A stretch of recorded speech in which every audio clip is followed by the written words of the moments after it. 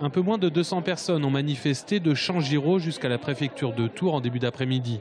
Les enseignants de collège dénoncent la réforme de la ministre de l'Éducation nationale. L'autonomie des collèges par rapport aux enseignements dispensés, source selon les syndicats de plus d'inégalités. Il est encore question d'inégalité avec la perte d'heures de cours fondamentaux au profit des EPI, les enseignements pratiques interdisciplinaires.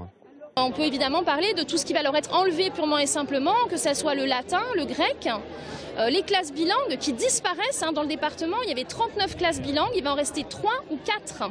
Donc ça disparaît et c'est remplacé par rien du tout. Sur la forme, les enseignants dans la rue n'apprécient pas non plus la méthode gouvernementale puisque le projet de décret a été présenté le mois dernier et les enseignants ont le sentiment de ne pas avoir eu leur mot à dire. On n'a jamais été concertés. Donc on demande, nous, à être concertés de façon à préparer une réforme et de façon concertée, de façon collégiale. Voilà, c'est nous qui sommes sur le terrain et nous savons de quoi nous parlons, nous savons quels sont les problèmes, enfin nous connaissons les problèmes et nous avons quelques idées pour justement pouvoir pallier justement les difficultés que l'on peut rencontrer, que rencontrent nos élèves.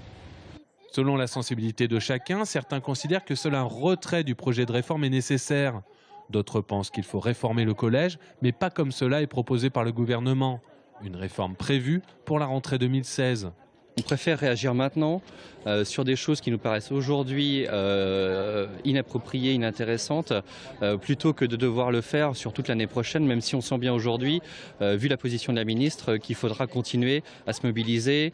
La manif du jour était considérée comme un premier test, une affluence en demi-teinte, mais l'intersyndicale, hormis UNSA et la CFDT, prévoit des actions plus fortes l'année prochaine si rien ne change.